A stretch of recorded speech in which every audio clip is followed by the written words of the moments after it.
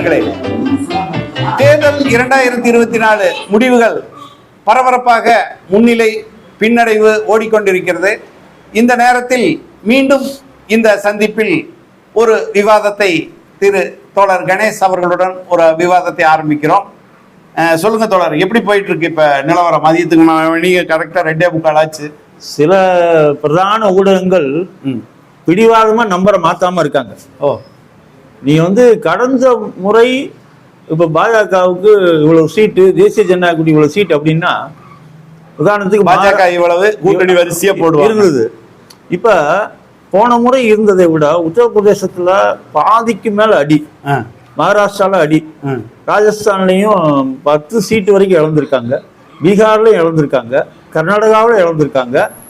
ஆனா நம்பர் மட்டும் அங்கேயே அப்படியே நிக்குது. எப்படின்னு ஆச்சரியமா இதுல இருக்கு. ஒண்ணு, இப்ப நீங்க இப்ப வட மாநிலங்கள்ல கொஞ்சம் பரவலாக அறியப்படும் Hindi channel Deshbandhu digital channel, அவங்க இப்ப லேட்டஸ்டா மாற்றிருக்கிறது என்ன அப்படின்னு சொன்னா, இந்தியா கூட்டணிக்கு 261, தேசிய ஜனநாயக கூட்டணிக்கு 260, இப்படி அவங்க மாத்திருக்காங்க. சரி, இப்ப இந்த இடத்துலதான் இந்த பிறர் அவங்களுக்கான முக்கியத்துவம் இதுல வருது. அப்ப ஒவ்வொரு சேனலும் 72 வரணும். அதுக்காக பிற முக்கியத்துவம் பெறாங்க. அதை விட முக்கியமானது என்னன்னா, இந்த என்டிஏங்கிறது ஒரு கூட்டணி, நிறைய கட்சிகள் சேர்ந்தது. பாஜக தனிப்பட்ட முறையில் எவ்வளவு ஜெயிச்சதுங்கிறது ஒன்னும் நம்மளுக்கு ஜெயிக்க போகுதுங்கிறது தெரியாது. அதே மாதிரி என்டிஏலையும் நல்ல வலுவான கூட்டணியா வச்சுக்கிட்டாலும் இங்கிருந்து அங்கிருந்து தாவறதுக்கு, பாஜக என்டிஏ கூட்டணியில தாவறதுக்கான வாய்ப்பு இருக்கக்கூடிய சந்திரபாபு நாயுடு, அப்புறம் நிதிஷ்குமார், இவங்கெல்லாம் ஏற்கனவே அந்த ஊசலாட்டத்தில் இருக்கிறவங்க.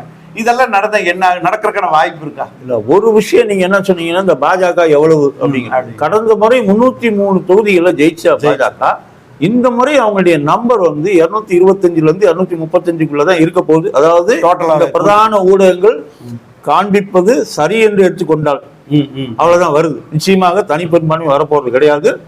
பிற கட்சிகளை நம்பிதான் நிக்கணும். அங்கதான் இப்ப நீங்க சொன்னது, இப்ப நிதிஷ்குமார் எடுத்துக்கிட்டோம் அப்படின்னு சொன்னா, அவர் பேரு பல்டிகுமார், அவர் பேரு அப்படிதான் சொல்லுவாங்க அங்க. ஏன்னா அத்தனை முறை பல்டி அடிச்சவர் அவரு, ரொம்ப சாதாரணமா. இன்னொன்னு, அவர் பல்டி அடிக்காம இருந்தாலும் ஆச்சரியம். அதான் பல்டியில ஃபேமஸ் அவர். ஆமா, இல்ல அடிக்காம இருந்தா ஆச்சரியமா இருக்கும். ஆமா, அடிச்சிடுவார் அநேகமாக. நீங்க சொன்னதுல இந்த நிதிஷ்குமார், சந்திரபாபு நாயுடு, நவீன் பட்நாயக் சீட்டு கம்மி தான். இருந்தாலும் இந்த 3 கட்சிகளும் ஒருவேளை நீங்க சொல்ற மாதிரி வேறு முடிவை எடுத்தால், அதாவது பாஜகவை ஆதரிப்பதில்லை என்ற முடிவை எடுத்தால் 31 சீட்டு இந்த கட்சிகளுக்கு.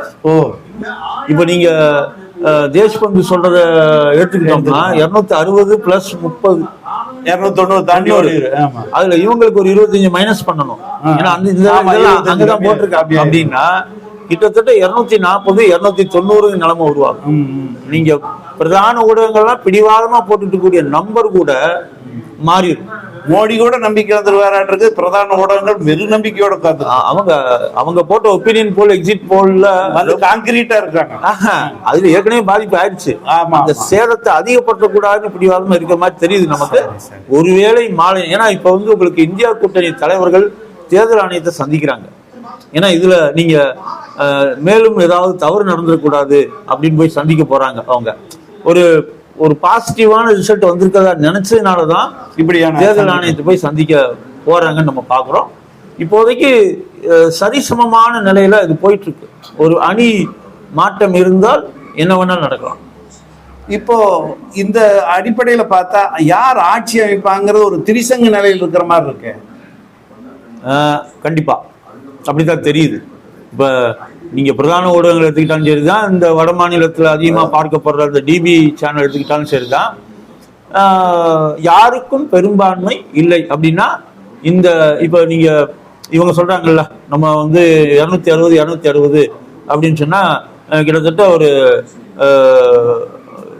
இன்னும் பிறருக்கான இடம் ஒரு 40 இடங்கள், 30 இடங்கள், 25 இடங்கள் எவ்வளவு வந்தாலும் சரி அவர்கள் தீர்மானிக்கக்கூடியவர்களாக மாறுவதற்கு வாய்ப்புகள் இருக்கு. அதுல உங்களுக்கு இந்த பிஜு ஜனதா தளம் இருக்கலாம், ஓவைசி உடைய கட்சி அதுல இருக்கலாம். இவர்களெல்லாம் அதுல வருவதற்கான வாய்ப்பு இருக்கு. உத்தரப்பிரதேசத்துல வந்து ஆசாத் சமாஜ்னு ஒரு அமைப்பு, அவங்க ஒரு சீட்டு ஜெயிச்சிருக்காங்க.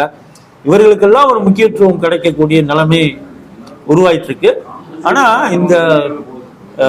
இந்த தேர்தல் முடிவுகள்ல இது நம்ம வந்து இப்ப எல்லாருமே இந்த ஒருவேளை தொங்கு பாராளுமன்றமா இருக்குமோ அப்படின்னு பேசிட்டு இருக்க நேரத்துல ஒரு முக்கியமான இடத்த ஊடகங்கள் கவனிக்க தவறுற விஷயம் என்ன அப்படின்னு சொன்னா, இமாச்சல பிரதேசம் 4 தொகுதிகளிலும் பாஜக ஜெயிக்குதுன்னு சொல்றாங்க. அது ஒரு பக்கம். பிப்ரவரி 27 நடந்த மாநிலங்களவை தேர்தல் ஒரே ஒரு சீட்டு காங்கிரஸுக்கு பெரும்பான்மை இருக்கு. அவங்க ஓட்டு போட்டா அபிஷேக் சிங்வி எம்பி ஆயிடுவாரு. தேர்தல் நடக்குது, அபிஷேக் சிங்வி தோத்துறாரு. கட்சி மாறி வாக்குகள் போடப்படுது. ஒரு 6 எம்எல்ஏக்கள் கட்சி மாறி வாக்குகளை போடுறாங்க. இந்த 6 எம்எல்ஏக்களையும் சபாநாயகர் தகுதி நீக்கம் பண்றாரு. நீதிமன்றத்துக்கு போறாங்க. சபாநாயகர் முடிவுல நாங்க குறுக்க வர மாட்டோம், நீதிமன்றம் சொல்லிருச்சு. இப்ப அங்க இடைத்தேர்தல் நடக்குது. இந்த நாடாளுமன்ற தேர்தலோடு சேர்ந்து அதுக்கு 6 இடங்களுக்கான இடைத்தேர்தல் அங்க நடக்குது. அங்க அந்த 6 இடங்களுக்கான லீடிங் வந்துகிட்டு இருக்கு. இப்ப அதுல 4 காங்கிரஸ் ஜெயிக்குது, 2 மட்டும்தான் பாஜக ஜெயிக்குது. 34 இடங்களோடு இருக்கக்கூடிய பாஜக 38 இடங்கள்னு முன்னேறுது அதுல காங்கிரஸ். அப்ப காங்கிரஸ் ஆட்சி அங்க தக்க வைக்கப்படுகிறது அப்படிங்கிறது நம்ம வந்து ஏன்னா பெரும்பான்மை இல்ல இன்னைக்கு டேட்டுக்கு.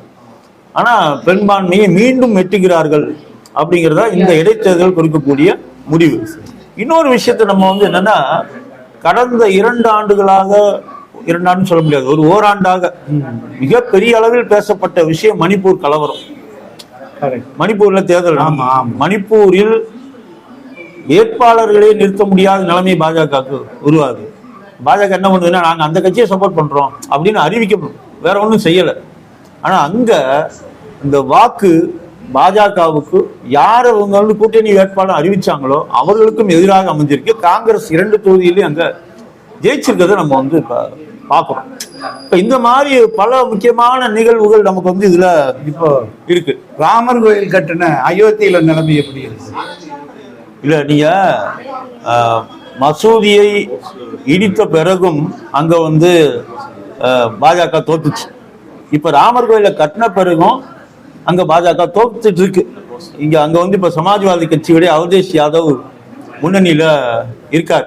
அந்த தொகுதி பேர் ஃபைசாபாத். இந்த அயோத்தி இருக்கக்கூடிய ஃபைசாபாத் தொகுதி, அது வந்து சிறுபான்மையினர் இருக்கக்கூடிய தொகுதி மட்டுமல்ல, தொழிலாளர்கள் அதிகமாக இருக்கக்கூடிய. இந்த தொழிலாளர்களுக்கு என்ன அப்படின்னு சொன்னா, இருந்த வேலையும் பறிக்கப்பட்டு வெளி மாநிலங்களுக்கு அவங்க இடம் பெயர்ந்த தொழிலாளர்களாக மாறக்கூடிய அவலம் அங்க. இந்த ரெட்டை என்ஜின் சொல்லுவாங்க, அதாவது டபுள் என்ஜின், மத்தியிலையும் பாஜக ஆட்சி, மாநிலத்திலையும் பாஜக ஆட்சி. இந்த இரட்டை என்ஜினுக்கு எதிரான வாக்குகளாக தான் ஃபைசாபாத்ல விழுந்திருக்கு. அங்க ராமர் வந்து சமாஜ்வாதிக்கு அருள் புரிஞ்சுட்டாருன்னு நம்ம வந்து இதுல பார்க்கணும் இல்லையா?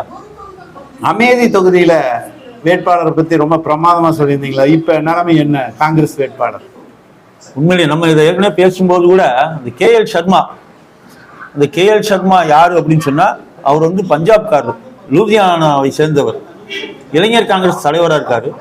ராஜீவ்காந்தி அவரை அங்கிருந்து தொகுதியை பார்த்துக்கிறதுக்கு வாங்கன்னு கூப்பிட்டு வர்றார்.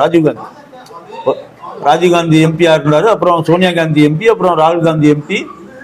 இவர் எல்லாரும் எம்பியா இருக்கும்போது அவர்களுக்கு பதிலாக மக்களுடைய பிரதிநிதியாக அங்க வேலை செஞ்சு மூளைக்கு மூளை அவருக்கு அமைதியை பற்றி நன்றாக தெரியும். 40 ஆண்டு காலம் அந்த பணியை செஞ்சிருக்காரு, எந்த பலனையும் கட்சியில எதிர்பார்க்காம. ஆனா இன்னைக்கு அவரை நிறுத்திருக்கு. நான் அன்னைக்கு நம்ம பேசும்போது கூட சொன்னேன், ராகுல் காந்தியை விட அவர் நல்ல வேட்பாளர் அங்க. ஏன்னா ஒரு கட்சிக்காக வேலை செஞ்சவர், மக்களுக்காக வேலை செஞ்சவர், அவரை இன்னைக்கு அங்க நிறுத்திருக்குது. ராகுல் காந்தியவே ஜெயிச்ச ஸ்மிருதி இரானி பின்னடைவுன்னு செய்திகள் வந்துட்டு இருக்கு. அது இப்ப நம்முடைய கணிப்பு அது வந்து சரியாதான் இருக்கு. அதுல ஸ்மிருதி இரானியை வந்து எப்படி மோடி தோக்கடிக்க முடியாதோ அது மாதிரி அவங்களையும் தோக்கடிக்க முடியாதுன்னு தான் எல்லாம் பேசிட்டு இருந்தாங்க. அப்படிதான் பேசிட்டு இருந்தாங்க. ஆனா மோடியே ஆட்டம் கண்டுட்டாருன்னு நம்ம பார்த்தோம். ஆனா இப்ப முன்னாடி வந்துட்டாரு, இருக்காரு. அது எதிர்பார்த்தது தானே. அது ஆமா ஆமா. இப்ப தமிழ்நாட்டு நிலவரத்துக்குள்ள வருவோம். தமிழ்நாடு என்ன சொல்லுது? தமிழ்நாடு எதிர்பார்த்த முடிவுகள். இப்ப நாம கூட என்ன சொல்லியிருந்தோம்னா, 36ல இருந்து 40 நம்ம சொல்லியிருந்தோம். அதுக்குள்ளதான் அது இருக்கு. நிச்சயமா 36க்கு கீழே போவதற்கான வாய்ப்பு இல்லை. 40க்கு 40 வருவதற்கான வாய்ப்புகள் இருக்குன்னு தான் நான் பாக்குறேன். ஏன்னா நம்ம கடைசியா பார்க்கும்போது ரொம்ப உறுதியாக நின்ற தர்மபுரி 24,000 ஓட்டு 25,000 ஓட்டு அப்படின்னு. இப்ப லேட்டஸ்ட் என்ன அப்படின்னு சொன்னா தர்மபுரியில திமுக முன்னணியில இருக்கு, அவங்க கீழே போயிருக்காங்க அப்படிங்கறத நம்ம பாக்குறோம். அப்ப 40க்கு 40 அப்படியே வந்தால் கூட 1, 2 எதுக்குமே வாய்ப்பு இல்லைன்னா கூட நம்ம 34, 40 நம்ம கணிச்சோம்னா அதுதான் இன்னைக்கு சரியா வருது. இன்னொன்னு என்னன்னா இந்த நம்பர் எல்லாம் தான் மேல அவங்க விடாம பிடிவாதமா போட்டுட்டு இருக்க அந்த 293ங்கிறது அது இல்ல. இப்ப நீங்க உதாரணத்துக்கு தமிழ்நாட்டிலே ஒண்ணு போச்சு. இப்ப நீங்க அநேகமாக கேரளால கூட 2 இருந்ததை 1 தான் காமிச்சாங்க. அப்ப அதனால அங்க எண்ணிக்கை குறையுது. ஆனா அவங்க போடுற ஸ்கிரீன்ல மட்டும் எண்ணிக்கை நகரவே மாட்டேங்குது. ஆமா, அப்படித்தான் நம்ம இப்போ இந்தியாவுல இத்தனை பார்லிமெண்ட் தொகுதியில அதிகமான சீட்டு, அதாவது 441 சீட்டு போட்டியிட்டது பாஜக. இன்னைக்கு அதுல சரிவாதி அப்படிங்கிற அளவுல தான் அது முன்னிலை காட்டிட்டு இருக்குது. அப்படித்தானே சொல்ல முடியுங்க. அப்போ மிகப்பெரிய அளவுல தோல்வி சந்திக்குது பாஜக நம்ம சொல்லலாமா? இல்ல, பாஜகவுக்கு இதுல அதிர்ச்சி இருக்கும்னா மிகப்பெரிய தோல்வி. இப்ப நீங்க ஒரு 400 சீட்ல நின்று 200 சீட்ல ஜெயிச்சா கூட பெரிய விஷயமா நம்ம பார்க்கலாம். ஆனா உத்தரப்பிரதேசத்துல பலத்த அடி வாங்கி இருக்குங்கிறது நம்ம ரொம்ப கவனமா பார்க்கணும். ஏன்னா உங்களுக்கு 2022 தான் சட்டமன்ற தேர்தல், ஒரு பெரிய மெஜாரிட்டியில ஜெயிச்ச மாநிலம் அது. அங்க பாதிக்கும் மேற்பட்ட தொகுதிகளை அவங்க இழந்திருக்காங்க. இத்தனைக்கும் பாத்தீங்கன்னா கடந்த முறையை விட கூடுதலான கூட்டணி கட்சிகள். சரண் சிங்க்கு பாரத ரத்னா விருது கொடுத்தனால சரண் சிங்குடைய பேரன் ஜெயந்த் சௌத்ரி பாஜக சேர்ந்தார். நீங்க மேற்கு உத்தரப்பிரதேசத்துல வலுவா இருக்கக்கூடிய ஒரு கட்சி, அந்த கட்சி கூட 2 சீட்ல முன்னணியில இருக்கு. ஆனா பாஜக ஒட்டுமொத்தமா பின்னடைவை சந்திச்சிருக்கு அப்படிங்கிறத நம்ம பாக்குறோம். அதனால அந்த அடி ரொம்ப பலமான அடியாக இருக்கும். அநேகமாக பாஜகவுக்கு கூடுதல் சேதத்தை ஏற்படுத்தியது மகாராஷ்டிரா. ஏன்னா உத்தவ் தாக்கரேயும் சரத்பவாரும் மீண்டு எழுந்திருக்கிறார்கள் அங்க அப்படின்னு தான் நம்ம பார்க்கணும். அது மட்டுமல்ல, மகாராஷ்டிராவில் காங்கிரஸுக்கும் ஒரு பெரிய பலம் அங்க அதாவது இந்த 3 பேரும் ஒற்றுமையா நின்றதுனால அந்த பலனை அறுவடை பண்ணியிருக்காங்க. இப்ப இருக்கிறதுலயே ரொம்ப கவலையோட பார்க்கக்கூடிய விஷயம், தேசிய அளவுல சுதந்திர போராட்டத்துல காங்கிரஸோட ஈக்குவல் பலத்தோட இருந்த கம்யூனிஸ்டுகள் இன்னைக்கு ரொம்ப தேஞ்சு தமிழ்நாட்டுல 2 சீட்டு அப்படிங்கிற அளவுல அதான் பெரிய அளவுல அப்படிங்கிற மாதிரியான ஒரு போக்கு வந்திருக்கு இல்லையா? இதை ஒரு இடதுசாரியா இருக்கக்கூடிய நீங்க எப்படி பாக்குறீங்க? இல்ல, நீங்க நம்ம அப்படி மேலோட்டமா எடுத்துக்கிட்டோம்னா இடதுசாரிகளுக்கு பலம் கூடியிருக்கு மேலோட்டமா பார்த்தோம்னா. ஏன்னா இப்ப இங்க தக்க வச்சுக்கிறாங்க. 2 சீட்டு இங்க இருந்தது. போன முறை 3 சீட்டு மார்க்சிஸ்ட் கம்யூனிஸ்ட் கட்சிக்கு இருந்தது. இந்த முறை அதை விட எண்ணிக்கை அதிகமாகுது. கேரளால 1, இங்க 2, ராஜஸ்தான்ல 1 அதிகமாகுது. 1 சிபிஐ அதே மாதிரி இங்க 2 தொகுதி போன முறை இருந்ததை தக்க வச்சுப்போம். வேற எங்கேயும் ஜெயிக்கலன்னா கூட அப்படி எடுத்துக்கலாம் நம்ம. அப்ப 4, 2, 6, போன முறை 5, இது 6. இதை தாண்டி மற்றொரு இடதுசாரி கட்சியான மார்க்சிஸ்ட் லெனினிஸ்ட் விடுதலை, அவங்க 3 தொகுதிகள், ஒரு தொகுதியில கொஞ்சம் வாக்கு வித்தியாசம் கொஞ்சம் முன்ன பின்ன இருந்தால் கூட பீகார்ல 3 தொகுதிகள்ல கூட்டணியில போட்டிட்டாங்க. அந்த 3 தொகுதியில அவர்கள் வெற்றி பெறுவதற்கான வாய்ப்புகள் இருக்கு. அப்ப ஒரு 7 தொகுதிகளா மாறும். இன்னொன்னு, ஒருவேளை மேற்கு வங்கத்துல, ஏன்னா அங்கேயும் ஒரு தொகுதி முர்ஷிதாபாத் தொகுதியில இழுபறியா தான் போகுது. அங்க மாற்றம் ஏற்பட்டால் அது 8 தொகுதியாக மாறலாம் அப்படிங்கிறது தான். இதுல இன்னொன்னு என்னன்னா, இந்த அங்கீகாரம் பத்தி எல்லாம் பேசுறாங்க. நான் கூட ஒரு கட்சி தலைவர்கிட்ட பேசிட்டு இருக்கும்போது கேட்டேன், அங்கீகாரம் போச்சு நம்ம என்ன பண்ண முடியும்? அதுக்கு அவர் என்ன சொன்னாருன்னா, ஹரியானா நமக்கு என்ன அங்கீகாரமா இருக்கு, அங்கன்வாடி மக்களுக்காக நம்ம பெரிய அளவுல பெரிய தாக்கத்தை ஏற்படுத்தக்கூடிய ஒரு போராட்டத்தை வலுவா நடத்திட்டு இருக்கோம். அங்க தொழிலாளர்களை நம்ம தட்டிருக்கோம். நமக்கு தேர்தலை ஓட்டு போட மாட்டாங்க. ஆனா சங்கம், நம்ம சங்கம் இப்ப குர்காங்கிற இடத்துல நிறைய தொழிற்சாலைகள் இருக்கு. அங்க சிஐடி வலுவா இருக்கு. ஆனா அங்க ஓட்டு முழுக்க வேற கட்சிகளுக்கு போடுறாங்க. ஆனா தொழிலாளர்களாக அப்ப இந்த அங்கீகாரம் எல்லாம் மக்கள் கொடுக்கறது தான் களத்துல. இந்த தேர்தல் பெட்டியிலிருந்து வருவதில்லைன்னு அவர் சொன்னார். அது ஒரு வேளை உண்மைதான். அது அப்படி நம்ம இப்படி பார்க்க முடியாது. நீங்க உதாரணத்துக்கு இப்ப விவசாயிகள் போராட்டம் எடுத்துக்கிட்டோம்னா பஞ்சாப், ஹரியானா, உத்தரப்பிரதேச விவசாயிகள் தான் அதிகமா பங்கேற்றது. இடதுசாரிகளுக்கு அங்க ஒன்றும் பெரிய பலம் கிடையாது. ஆனாலும் அந்த விவசாயிகளை திரட்டி ஒரு வெற்றிகரமான போராட்டத்தை அங்க நடத்த முடிஞ்சிருக்கு. ஆனா அங்கீகாரம்ங்கிறது ஒரு ஊழியர்கள் மத்தியில் ஒரு உற்சாகத்தை ஏற்படுத்தக்கூடிய விஷயமா தான் அது இருக்கும். ஆனா எண்ணிக்கை குறைவுங்கிறது வருத்தத்துக்குரிய விஷயம். மீண்டும் ஏன்னா நான் கூட என்ன நினைச்சேன்னா ஒரு 15 தொகுதிகளை தாண்டுவாங்க எல்லாம் சேர்ந்து இந்த 3 இடதுசாரி கட்சிகள்னா நம்ம வந்து நினைச்சோம்னா ஆனால் ஒரு 7-8 தான் அது நிற்க போகுது.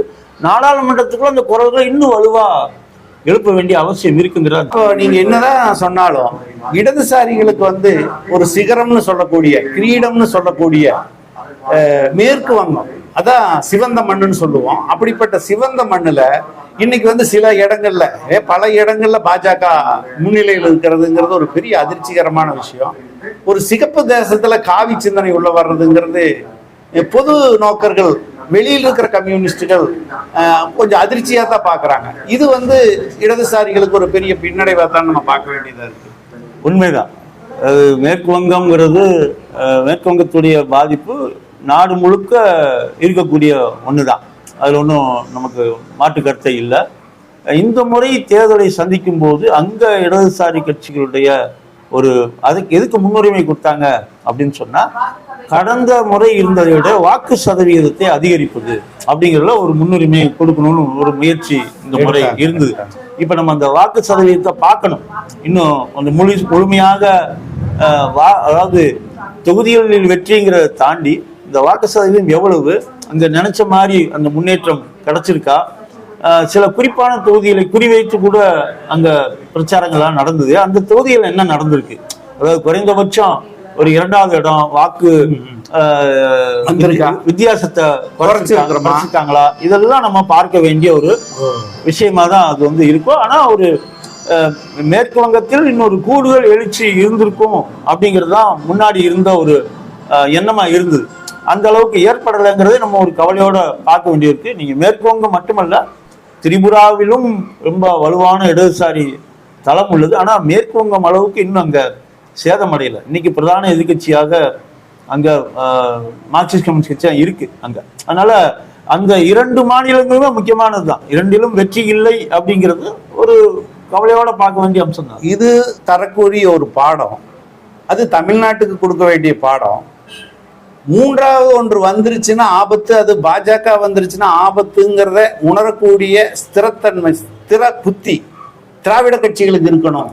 அப்படிங்கிறதுல திமுக விட அதிமுக காப்பாற்றப்படணும் அப்படிங்கிற எண்ணத்தை இந்த திராவிட கட்சிகளுக்குள்ள ஒரு ஒரு எதிர்மறையான சிந்தனைகளை சரியா ஏற்படுத்தும் நீங்க நம்புறீங்களா? சில அறிவுஜீவிகள் இது ஏற்கனவே பேச தொடங்கிட்டாங்க.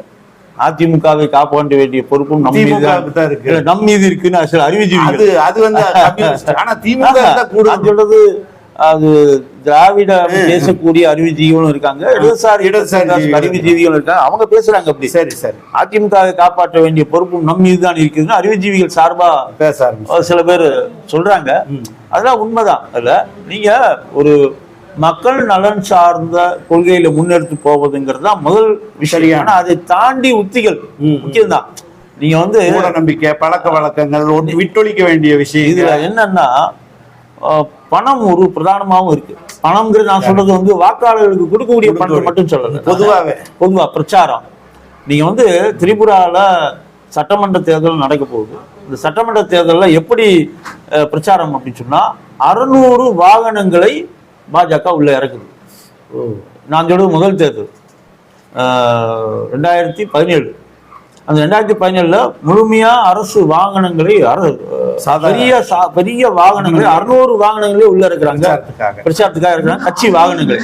அப்ப அந்த இடத்துல அந்த திரிபுரா மாநிலத்துல மொத்தமா அவ்வளவு வாகனங்களை அங்குள்ள இளைஞர்கள் பார்த்திருக்கவே மாட்டாங்க.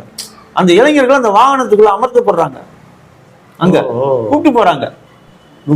அவனுக்கு வந்து இந்த வாகனத்தை உட்கார்றது ஒரு பெரிய தெரியுது. அவன் சொல்றான் பிஜேபி வந்தா எப்படி இருக்கும் தெரியுமா அப்படின்னு வீட்டுல போய் பேச ஆரம்பிக்கலாம். இப்படி ஒரு பெரிய பிரச்சாரம் நடந்தது அங்க வந்து. அப்ப எதை பிரச்சாரத்துல முன்வைக்கிறது அப்படிங்கிறதுல சில சமயங்கள்ல வெற்றி பெறக்கூடிய அதுதான். அதனால பாஜக நீங்க அங்க இருக்கக்கூடிய இடதுசாரி கட்சி போட்டிக்கு நான் 200 வண்டியை கொண்டு போய் நிறுத்த முடியாது. இது ஒரு யதார்த்தமான நிலைமை என்ன. ஆனா அதே நேரத்துல இருக்கக்கூடிய தளங்கள் தக்க வைக்க வேண்டும் அப்படிங்கிறதுல ஒரு மாற்று கருத்து ஒன்று, அப்பதான் புதிய தளங்களை உருவாக்க முடியுங்கிறது. ஆனா இந்த தேர்தல்ல அப்படிப்பட்ட ஒரு புதிய தளம் உருவாகி இருக்கிறது. அங்க இடதுசாரி கட்சியுடைய பிரதிநிதி உருவாகிறார் அப்படிங்கிறது ராஜஸ்தானும் மீட்டெடுக்கப்படுற பீகாரும் நமக்கு காட்டுது. சரி, இப்ப கிடைச்சிருக்கிற தகவல் படி சரத்பவார் இப்ப இவர் கூட பேசிட்டாரு அப்படின்னு ஒரு தகவல் வருது. அப்படின்னா என்ன, அங்கிருந்து இங்க தாவ போறதுக்கான ஒரு சங்கேதமா இது இந்தியா கூட்டணிக்கு ஒரு வாய்ப்பாவும் எடுத்துக்கலாம். யாராவது போன் பண்ண மாட்டாங்களான்னு நவீன் பட்நாயக்கும் காத்துக்கிட்டு இருந்திருப்பார். ஏன்னா அவருக்கு அங்க தோல்வி. இது இந்தியா கூட்டணிக்கு ஒரு வாய்ப்பான்னு நினைக்கலாம். அநேகமா சரத்பவார் நவீன் பட்நாயக்கு போன் பண்ணுவாரு, தேஜஸ்வி யாதவ் நிதிஷ்குமாருக்கு போன் பண்ணுவார். அதே மாதிரி யாராவது விட்டு சந்திரபாபு நாயுடு ஒருவேளை வாழ்த்து சொல்றதுக்கு கூட இருக்கலாம். சந்திரபாபு நாயுடு பேசுவாங்க. சந்திரபாபு நாயுடு சகஜம். சந்திரபாபு நாயுடு எப்படிப்பட்டவர்னா, எங்க அவரால் கம்ஃபர்டபுளா இருக்க முடியுமோ அங்க அவர் இருப்பார். இன்னைக்கு நிலைமைக்கு பாஜக கூட போய் சேர்ந்து நின்னா கம்ஃபர்டபுளா இருக்க மாட்டார் அவர். ஆனா இங்க வந்தா சுகமா இருப்பார். ஒருவேளை அவர், அதாவது பல்டி அடிக்கக்கூடியவர்கள் முதல் பல்டி அவரிடம் இருக்கலாம். ஒண்ணு. இரண்டாவது நிதிஷ்குமார், அவரும் அதில் ஒரு மாற்றத்தை ஏற்படுத்தினா நிலைமையே வேற மாதிரி உருவாகும். ரொம்ப மகிழ்ச்சி தோழர். இன்னொரு சந்திப்புல சிறப்பா நம்ம அடுத்த உரையாடல் தொடருவோம். நன்றி, வணக்கம்.